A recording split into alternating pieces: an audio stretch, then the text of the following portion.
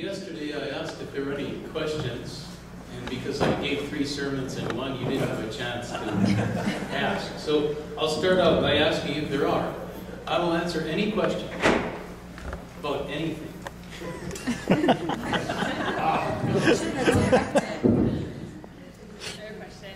Okay. What's your name first? Victoria. Victoria.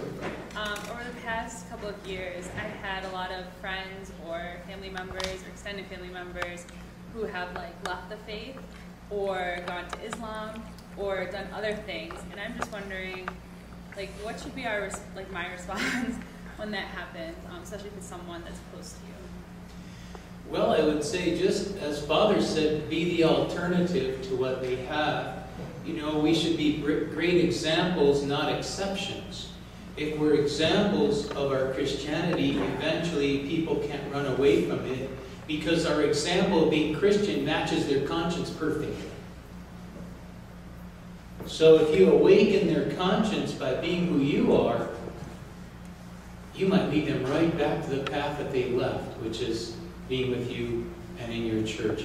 I don't think you can force people into a relationship with Christ or into anything with yourself. Relationships are mysteries. Why all of us came together is a mystery. Maybe you really feel it's a mystery getting to know me. It's a mystery to come into contact with another person. Father Patrick Kinder in Madison, Wisconsin did a beautiful vesperal service of the Akathist of Thanksgiving. The Father Gregory from the Soviet camps, he wrote it. And he said he thanked God for providential encounters. For providential encounters. I always tell everybody, I don't believe in coincidence.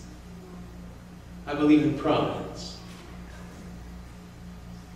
Why we meet certain people at certain times is for certain reasons, known just up to God. And this is why you have to just keep being yourself. Go to church like you are. Be a friend to her. Don't cut her off because she's cut off some of the things in her life. Can I say that again? Don't cut off other people because they've cut off even you. Because they don't cut off you. There's something deeper that they're running from. And maybe going to. And maybe they sensed where they're going something that they didn't get where they have now. But I guarantee you, remember what Father said in the tape, you can't fulfill yourself by running off of things in your own mind and thinking that's the person, that's the organization, that's the profession. Mostly, we have to maintain friendships with people. So that's what I would say. Victoria. Vicky or Victoria? Both. Vicky's kind of more, I don't know. I'm not going to say anything. The reason Vicky, my sister-in-law's Vicky, so it's kind of endearing. Vicky, Victoria's the Queen's name. Vicky is. But that I don't know why. I shouldn't be doing this anymore. Forgive me. That is what you just be yourself over and over. Can I just say, just be yourself. Look at how nice you are. Just stay there. And that person's going to want to come home to that friendship. Can I say that again? That person is going to want to come home to that friendship. But you can't leave her because she may need, listen carefully, she might need you now more than ever. Does that make sense? She might need you now more than ever. Remember I said yesterday, God gives us the easy people so we can stay with the hard people? Maybe I should add to it, so that we can stay with hard situations too, and hard conditions. So, Vicky, if you just be Vicky, she's going to be happy someday. Or he is. Or whoever it is. It's an example that we set that enables people to know Jesus Christ. Look at Jesus himself. Now this was one question.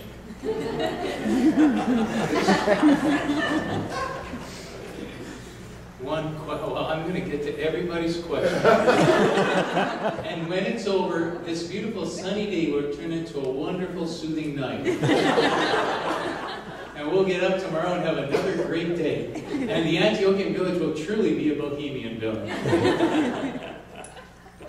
It'll be Greenwich Village in Pennsylvania. Yeah. Father, can I ask for... But I didn't finish, but is that good enough? Vicky, is that good enough? Yeah, thank you. Okay, keep that up and do exactly what I said. Okay, yeah. Can I ask you, Father, to clarify something you said yesterday? I think you were quoting Father John, who was talking to some seminaries about, in this world you're judged one way, and in the next world you're judged in that. Yeah. Different. Was that guided specifically towards clergy or towards anyone? Of course, he means it for everybody.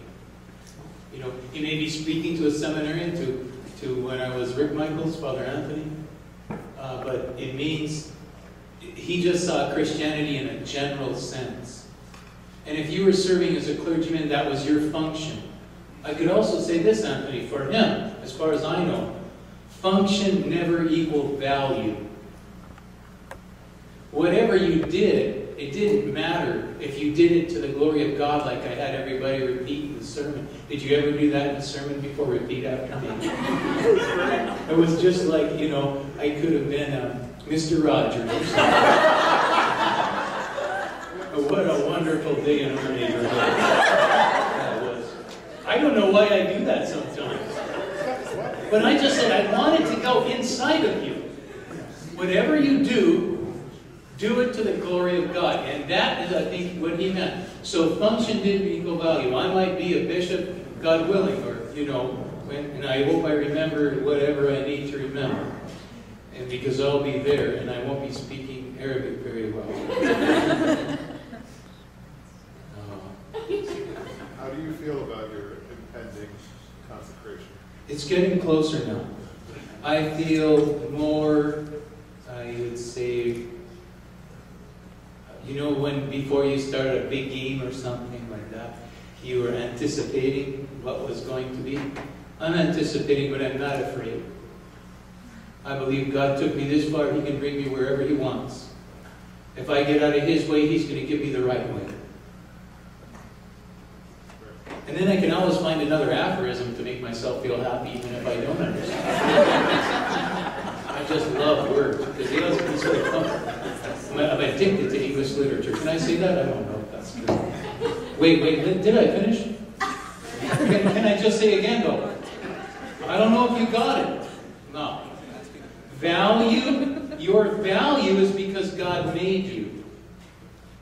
It's not because of what you're doing. That Rick Warren, that pastor that wrote Purpose-Directed Life or something like that, that was a pretty good book. He quoted, I think, an Indian philosopher who said, you're not a human doing, you're a human being. And that's a true thing. We're a human being. So our value is in who we are, not in what we do. If you'll notice, a lot of people, when you ask them about themselves, they say, I am an engineer. I am a priest. I am a human being. That's pretty deep. See, it is Bohemian Village. That's the truth, though. A human being, and he emphasized that. Just be yourself. You're not valued for anything but how you treat other people and how you love. So that's what I would say to that. He meant it. Let us all repeat that. Isn't that a beautiful thing? In this world, you don't have to repeat it after me. But if you want to mentally, you can. In this world, you are judged by how many people serve you. In the next world, we're judged by how many people we have served. That's so beautiful. So, that's the answer to that question. Please, another question. Yes, Tara. If I may ask two, please. The first is more casual question, and the second is more serious. Speak up, Tara. I'm Tara Joseph from, I live in Ann Arbor, Michigan now, but I came from Toledo. Probably most of you know me from. We overlapped many years in the 80s, from 81 to 86 together, although I came here before you. My first question is, could you tell us a little bit when you first learned about the village, your impressions when you got here, and when you first met Father John, first impressions upon meeting Father John? Those are my serious questions. And then can I ask my casual one? I can't keep both things in. I'll do the casual first. Oh, the casual is... No. But was that serious? I'll do the serious one first. Okay, very good. I'm going to leave pretty soon. I'll never be the same. I've revealed too much about myself. Now, when I came here because Metropolitan Philip wanted all the seminarians who were given a scholarship to go to the seminary to come to the Antiochian village. And the only seminarians that showed up were myself and Alex Eunice, and that was some type.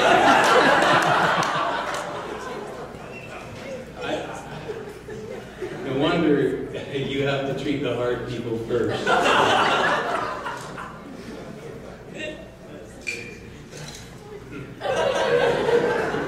Father John had both of us at the same time for many years, so we would go to McCoy's and get a parfait, and we'd come back even more sweet than we started.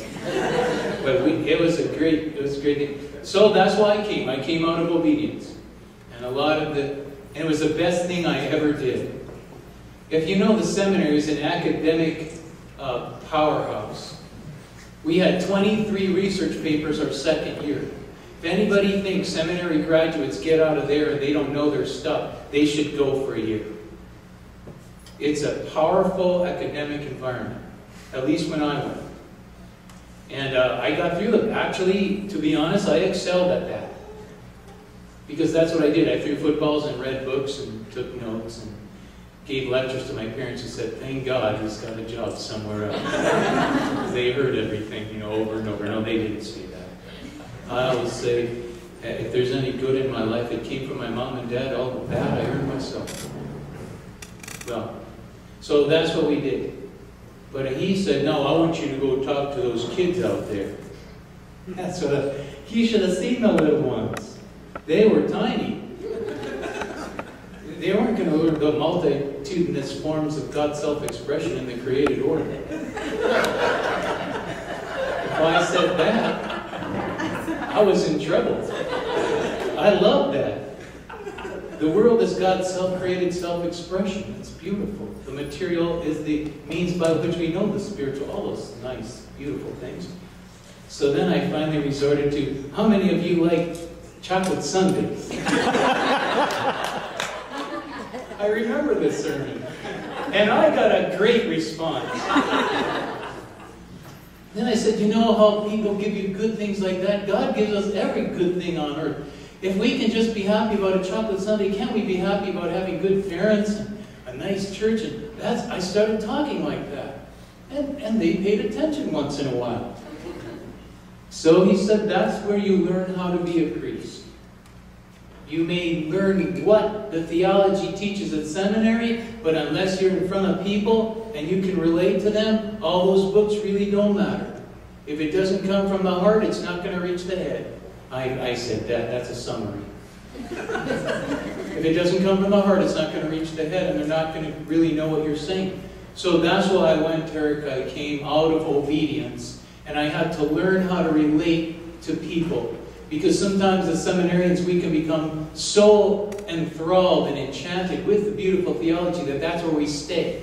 And then we expect people to go where we're at, to meet us at our level. And that's not right. I mean, why are you a pastor? What's a pastor? What's a shepherd? He takes the sheep and leads them in. So that's what I did. Now, my first impressions of the camp, and it wasn't the best impressions. I wasn't a camper by nature. You know those people that take those big campers and go all around? I would always get a hotel room if it was mine. And I would go then tour the sites and come back for a hot bath and etc. But I wasn't a camper. And then when we were there, all we had were these screened-in cabins. I don't know if you remember them. And then there were gaping spaces in the floorboards. I remember Khalil was talking about those critters. In our days, those critters lived with us. And we didn't know who was coming in there. So it wasn't the best of facilities in those days. And then meeting Father John was always a big thing. He was a man in authority. His voice was authoritative. It was like Orson Welles. Today is a nice day. Yes, it is. Certain people, they walk in a room and then, can I sit or may I sit?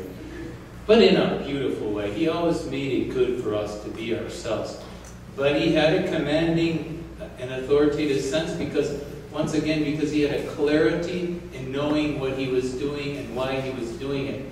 So the self-confidence he had in what he did gave us confidence to do what we could do. And a lot of times we didn't realize our own talents were ignited by his acceptability of what we were doing.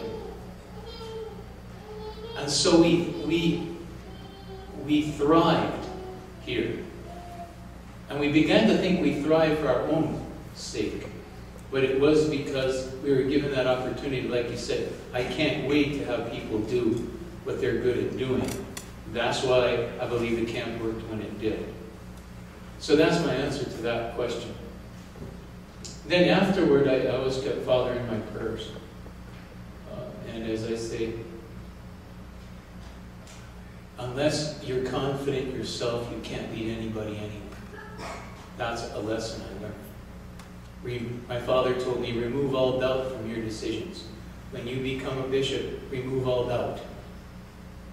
It won't be a perfect decision, but it has to be your decision, and you have to sell that decision to somebody else because they're looking to you for that certainty. You're presenting the image of Christ for that certainty. You may not don't ever let anybody know you may have second thoughts. Have one thought, and it's for them. That's what people are looking for today. Leadership is making decisions. I was talking with Elizabeth and Julie, correct? Over there. I gave big speeches last week too. So they asked me, I said, make sure you fill your days with all that you can do and be patient. They said, how can you be, full of work and still be patient? Well, this is what I mean. We have to do everything we can while we're doing it, when we're doing it, because that's the only thing we have to do at that moment. And then we have to wait until God makes the conditions right for us to fulfill that thing. See, most people don't wait long enough for their work to mature or come about. They think they have to make the decision of the timing. Use your time well and let God give the timing when He thinks it's good. We don't wait. We're not patient enough. We miss the moment because we miss the preparation. If you prepare every day and do what you're doing as well, then you'll get where you're going. That's a good saying too. If you do what you're doing, you'll get where you're going, where you're supposed to go. Most of us get tired and depressed with what we're doing because we don't see the goal ahead of us. But if we trust God and He'll give us a goal, then keep doing it. You'll discover things about yourself by doing routine and ordinary things that will give you a great leap forward in the future that will enhance your own talent pool, or they call this, skill set, which you had no idea that was part of your life. Can I give you an example of myself, since I'm talking about myself all weekend? And you know more about me than I wish you did. Well, maybe I don't.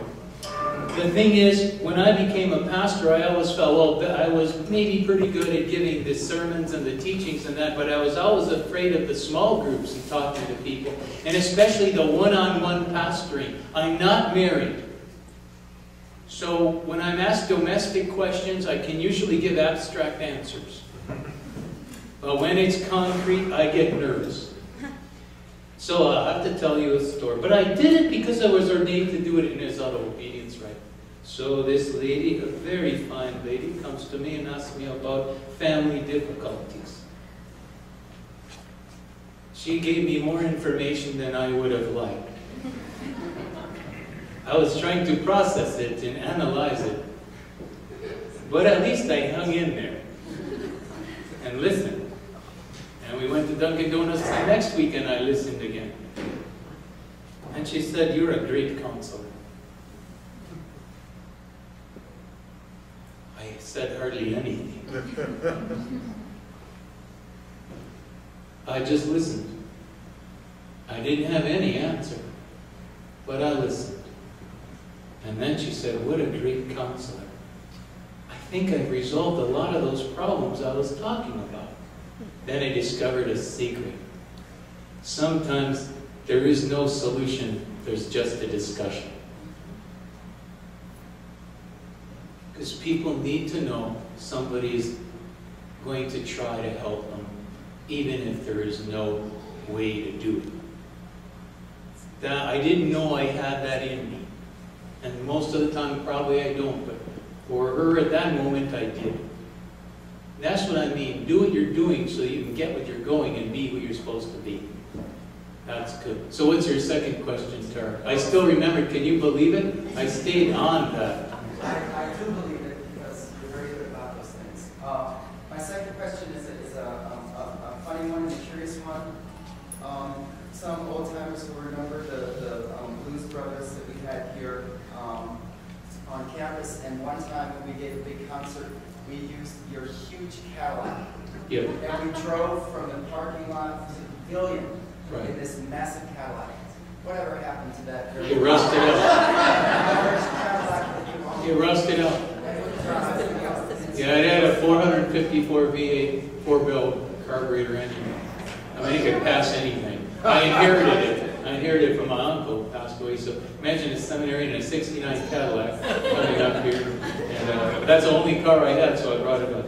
But it rusted out. So, is there any other question having to do with anything?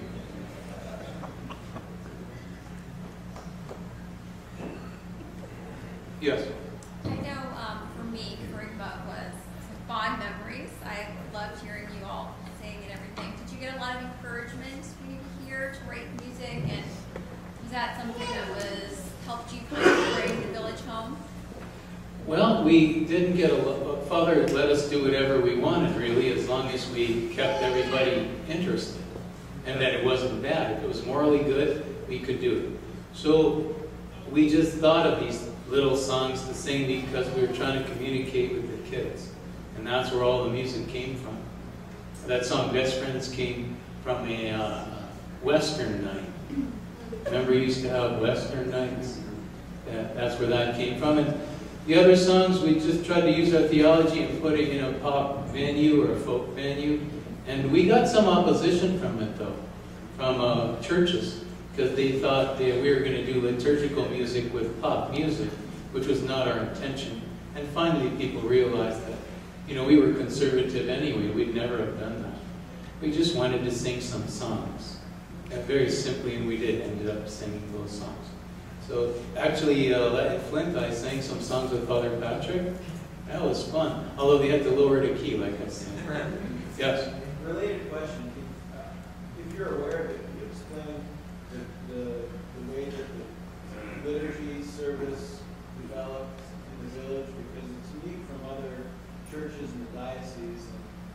And has there ever been an effort to try to bring some of the songs and the style here to other churches in the diocese? Well, to the second half of that question, there has been an effort. Remember, there was a village songbook, really, that became they sent it out in that little white book with the Byzantine music. So that's almost identical to the village book. So there was an effort made.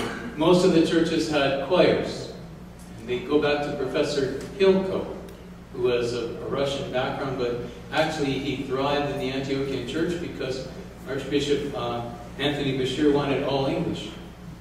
And so Professor Hilko's music, which is beautiful, and Father James Mina, in the early days, created choir music that had both Byzantine and Western Russian music. And it's still, I think, some of the most beautiful music made.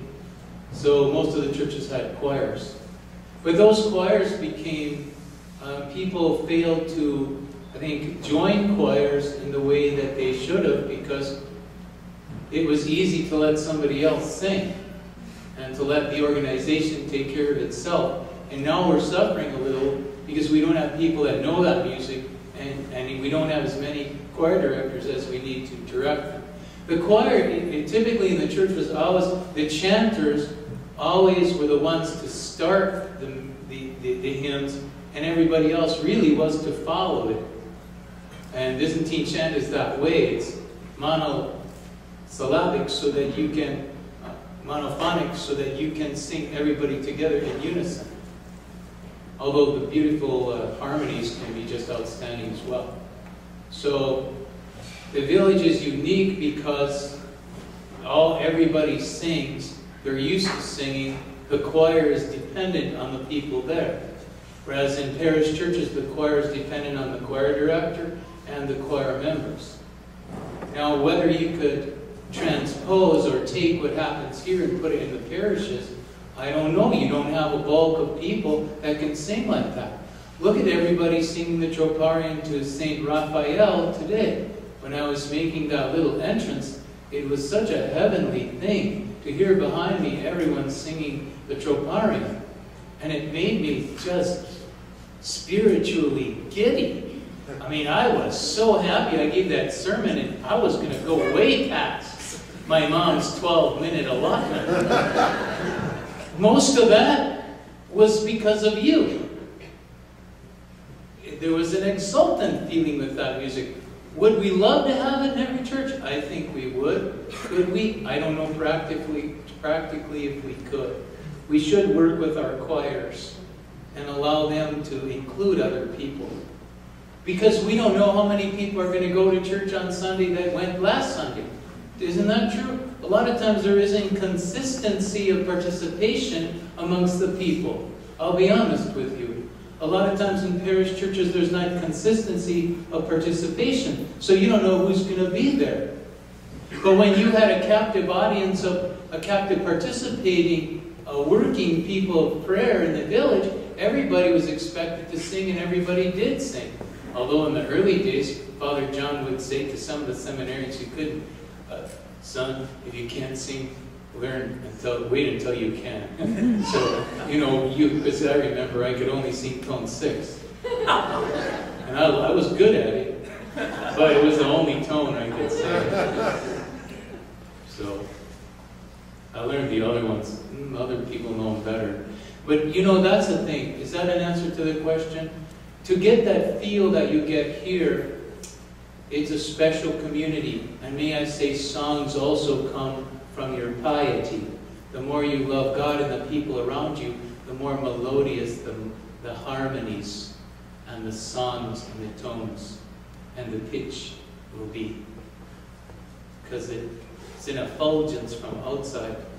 It's not just a rote analytical learning from the outside.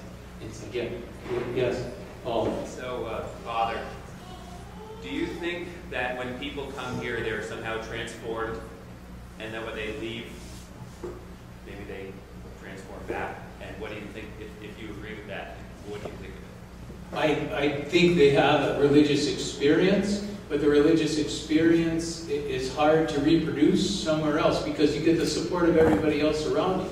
When you get the support of everybody who's thinking the same way and having a Christian community, then when you go, it's hard to do that by yourself as a lone ranger, may I say. And that's why people fail to do it. But, it's not right to not want to do it. We should keep that up when we go to our parishes as much as possible.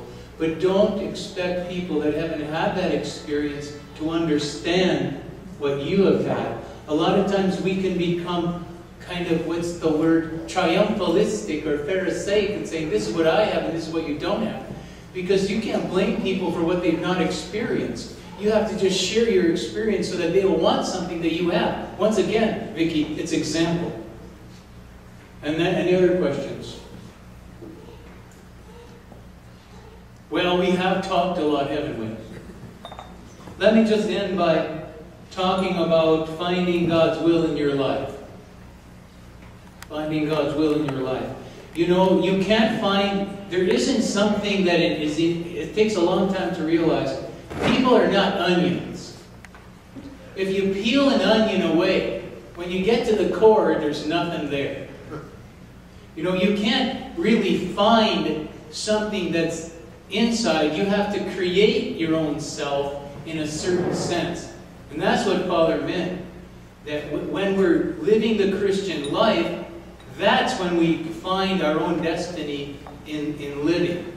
So the way that you find yourself is by making decisions according to the goodness that's in you and according to the commandments that God has given us. So I'll give you some cues and clues to forming character that will help you to find God's will in your life.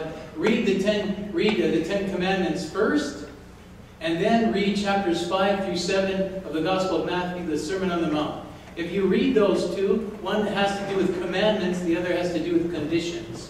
The other has to do with conditions of soul. When we start living that way, then we'll have a clarity of soul to know what we should choose professionally and maritally and every way. See, that is the foundation and basis for every other decision. If we make a decision for God and follow His commandments, that helps us make all those tiny decisions, which when they add up, determine who we are. So you don't find yourself, you create yourself. You're a work in progress. And that is what you have to do as young people. Another thing is, and Father would always say this, is according to find your will of life. Find your direction before you ask anybody to go with you. You remember that South Pacific? Some enchanted evening, I will find a stranger across a crowded room. And then our eyes will meet and life will be great. It doesn't always work that way. Unless you know where you're going, you can't take anyone with you. And that's what a famous philosopher, Lao Tzu, said. He said, this young man came to him and he said, well, I have just met somebody I think I'm going to marry. And he said, one question, do you know where you're going? He said, no. He said, then how can you take anyone with you? So in order to find your will in life, you have to listen to the commandments of God by reading them, by going to church, make them part of your own character. That's the first thing. The second thing is determine what direction you want to go. Analyze your own talent. Say, what am I good at? Follow that. There's a philosopher, Joseph Campbell, who said, follow your bliss. Don't look at what's going to happen with the paycheck at the end of the month. Look at how you're going to let that be secondary to your ultimate purpose. Because if we don't live with enthusiasm, we'll never really do what we want anyway. You can earn a lot of money and be really depressed when you go home. And I'll tell you something. If we don't have a right livelihood, we're not going to make people happy around us.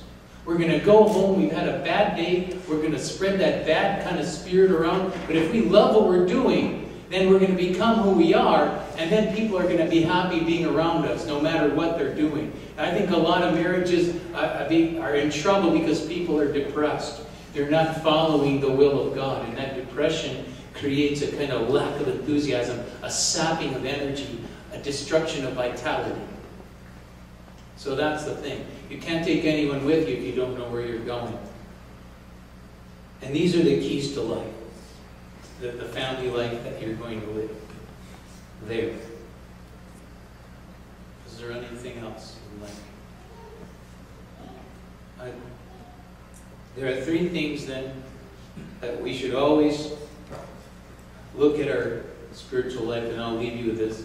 Three things that you want to think about when you're loving God and your neighbor. The first thing is reflecting on the beauty of Christ and what's really important in your life. Give yourself time every day to reflect on the most important people and things in your life. Sit down by yourself quietly, without any media, without any texting, without anything there, and say, what's really important to me? It may sound simple, but that's what you have to do. Another thing is take risks. Leave your comfort zones. Then you'll find out that you can bring your comfort zone with you. It's not the place you are, it's the person you are. That's number two. Take risks. And the third thing is do things that you know will last long after you're past. Do things that you know will last long after you've passed on. Those are the three things then. Reflect upon what's important. Take risks. Do things you know will last when you've passed on. That's a summary of all these videos, isn't it? Okay. That's it.